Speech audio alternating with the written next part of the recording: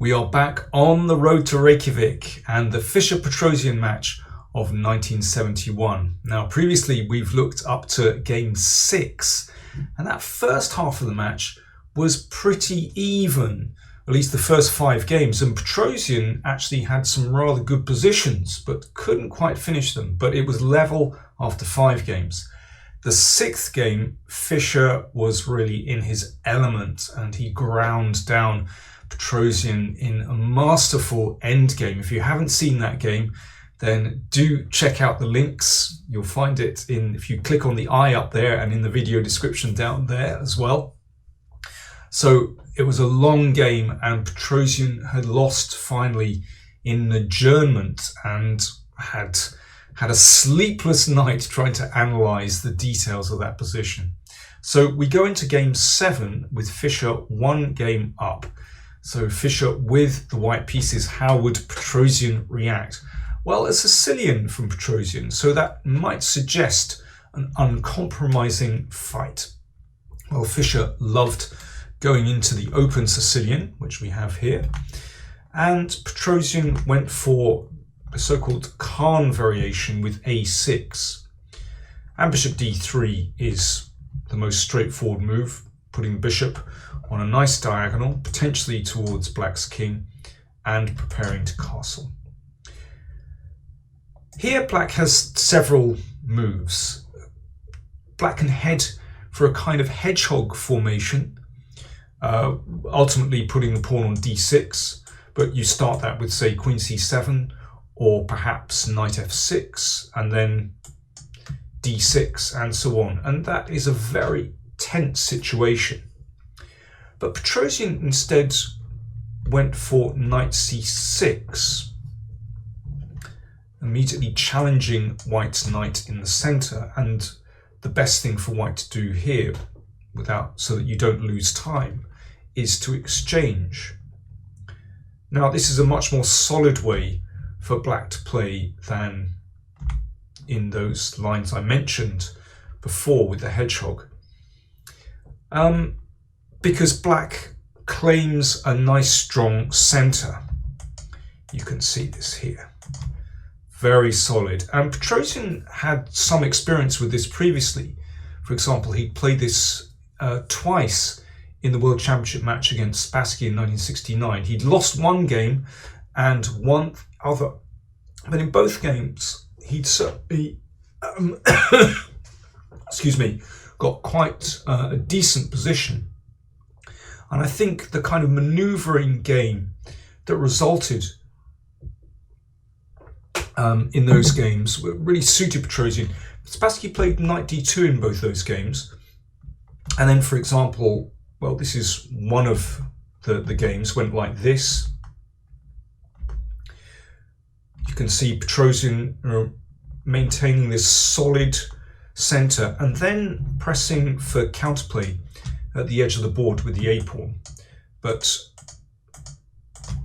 this really holds black's position together nicely. Now, it's still a tense situation because white has these bishops that are pointing towards black's king, but Petrosian, well, he knew how to defend and did pretty well in those games. But let's come back here. So Petrosian has just played d5, but Fischer, instead of knight d2, played c4, so immediately attacking this strong point in the middle. And after knight f6, Fischer exchanged in the middle. Now here's already quite an important moment. I think the most desirable move, let's put it like that, is to recapture with the knight. The problem with this is that white can get quite a nice initiative, either with bishop e4 or simply knight c3. Basically, white has a lead in development, and black has yet to castle. And in combination with this bishop pointing in this direction and white's queen able to come into on the attack very quickly, perhaps on one of these squares, then this is already quite a dangerous situation for black. So Petrosian played more solidly. He played pawn takes pawn, so maintaining a pawn in the middle, but Obviously, an isolated pawn could be a strength, could be a weakness. It certainly maintains some kind of central control. And Petrosian's second, Alexei Suetin, had actually played this with black. So I'm sure Petrosian knew this kind of position very well. Here, Fischer thought for 20 minutes and played knight c3. Perhaps he'd been anticipating knight takes d5. But knight c3 after 20 minutes, thought. And here, Fischer played queen a4 check. I suspect that he'd concocted this move in that 20-minute think. Now, previously, I mentioned this game of Petrosian second, Suetin. So Parma against Suetin, Havana 1969, went like this. And White's pieces do look well placed. I do like those bishops. But actually, black is very solidly positioned. And here, if you just indulge me, I'm going to go into this in a little bit of depth. I think this is a nice idea to exchange off these bishops. And that means that this knight is very well placed here on f6. That can't be attacked now. And here, typical for this kind of position, black achieves counterplay down the b file.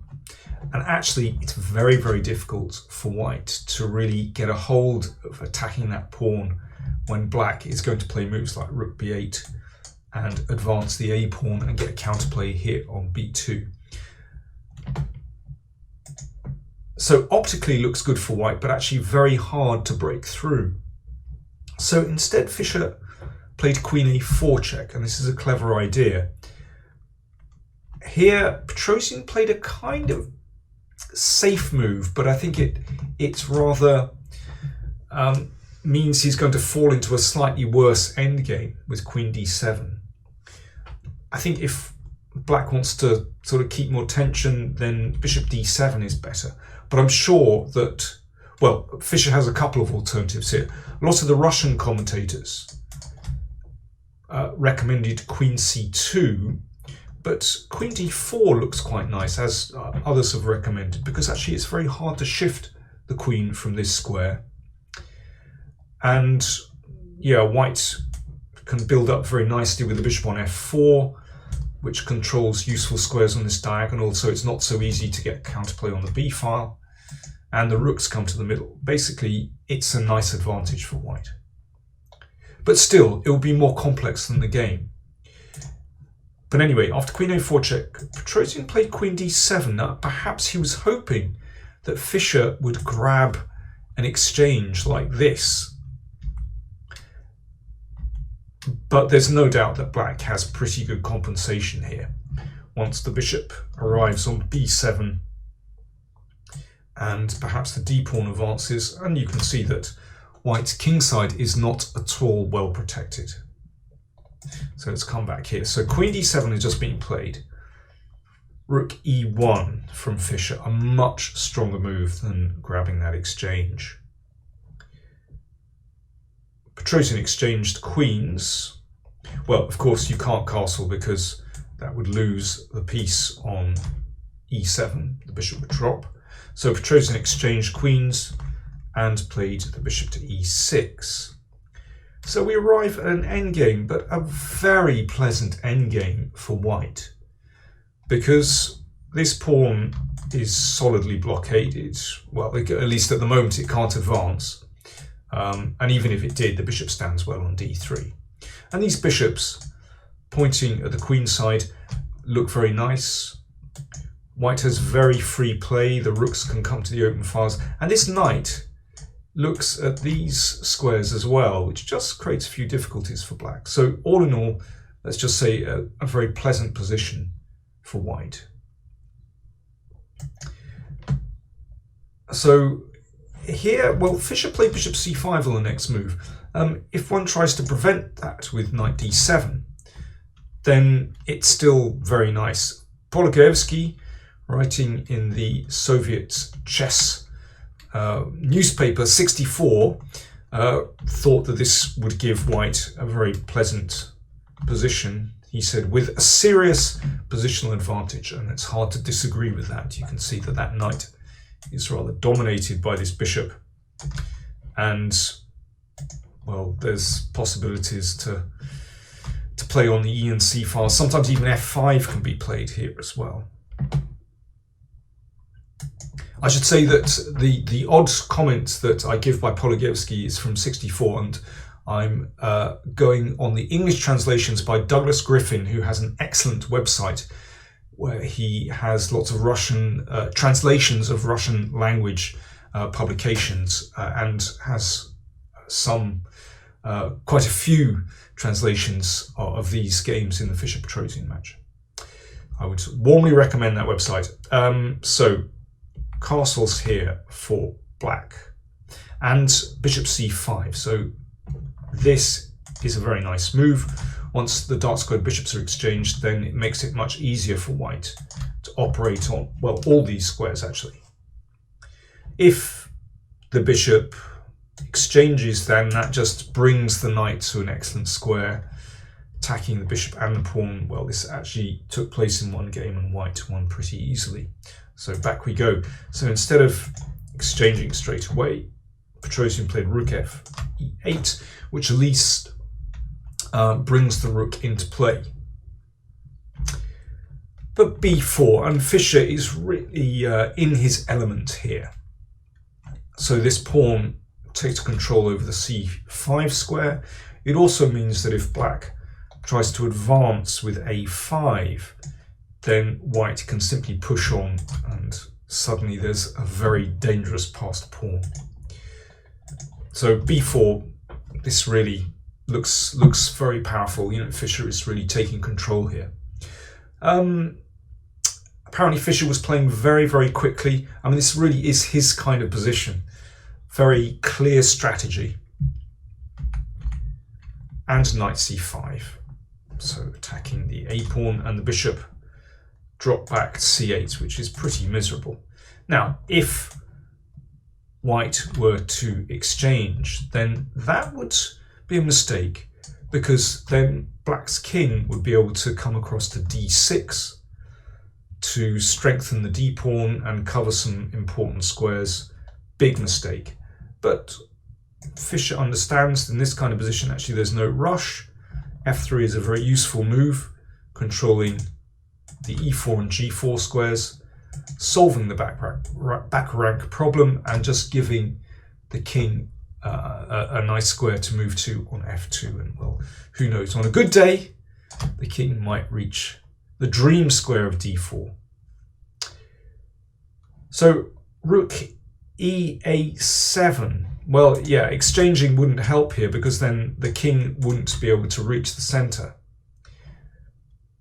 So rook a7, which looks very strange to put the rooks behind this pawn, but well, there could be something to this. Let's have a look. It does mean that the bishop is free to move away from c8.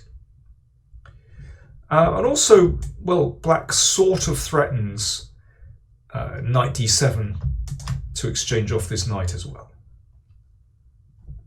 Rook e5.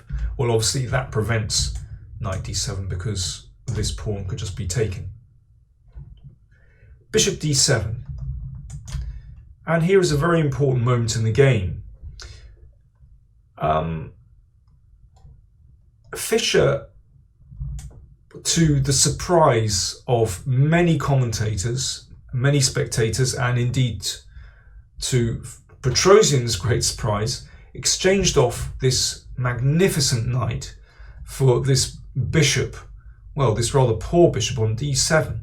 Well, a shocking move. As we'll see, there's method in his madness.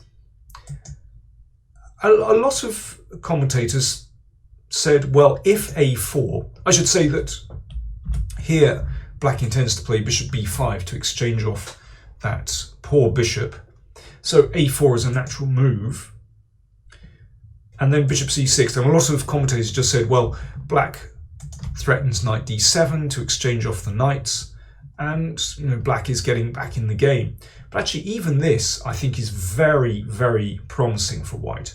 For example, after rook, well, let's put the rook back to e2, because this rook is going to see some active duty on one of these squares. So, for example, if black tries knight d7 here, then white can take on a6. And here white simply has a winning initiative after rook c1. The pawn here can't be taken because of the checkmate. And in the meantime, white threatens to push this pawn, and this is just a winning initiative for white, actually. Now, in this position, black isn't obliged to play knight d7, of course, but in any case, white is going to switch the rook to the c file. This could well be a threat at some moment very soon anyway.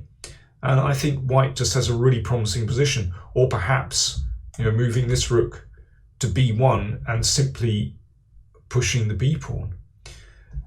So Fischer didn't need to play knight takes d7, but it's fascinating to see that he did. And as I said, this was such a shock to many commentators, and I have no doubt to Petrosian himself. But let's see why he did it. Well, after this, having got rid of that light squared bishop, it's basically Fischer has switched his advantages. He's changed his advantage in the position. The rook controls the c file. This bishop still attacks this pawn, and it's very hard for black to deal with the combined threats to invade with the rooks, basically. So immediately this is a threat, rook c6, to attack this pawn. And once again, black would love to push this pawn, but then the b pawn would simply advance with a beautiful protected passed pawn. So Petrosian is in trouble.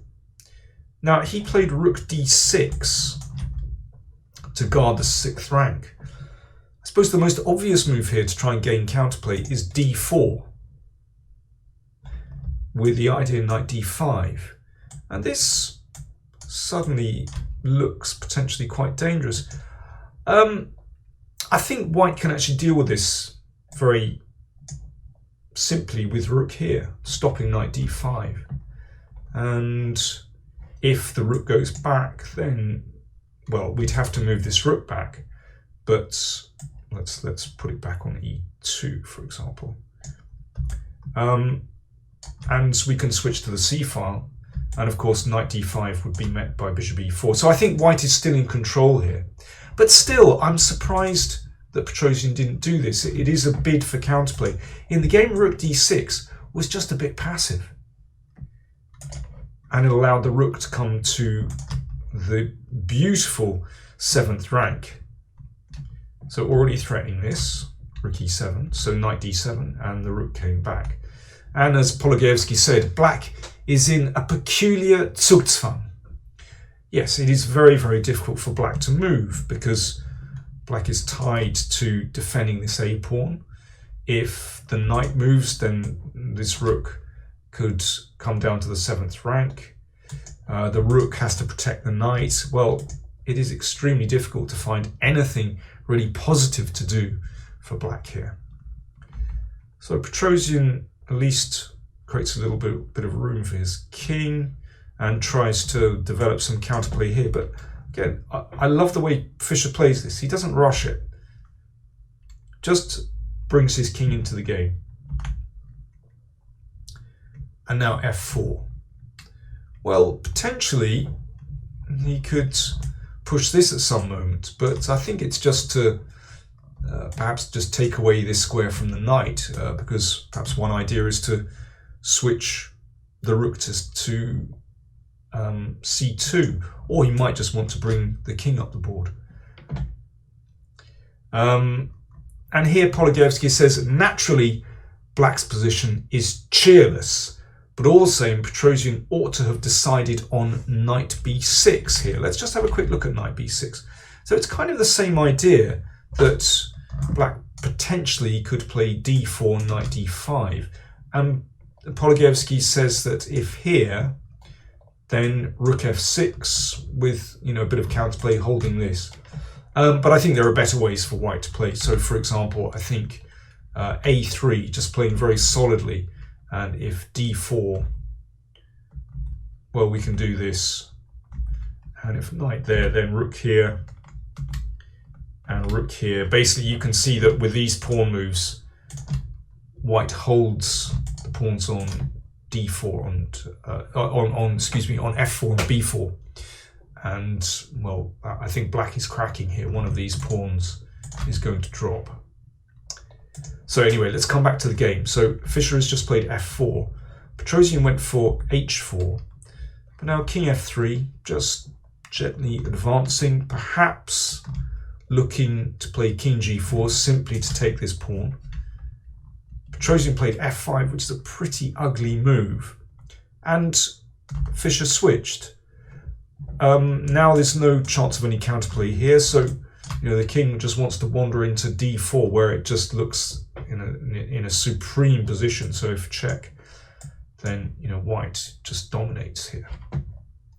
Petrosian played d4, but by this stage it really isn't very good in combination with the pawn on f5 because it completely opens up black's king position. Knight b6, and this is just too late. Rook e7, dominating the 7th rank, and this is soon going to be checkmate in combination. The rook's in combination with the bishop.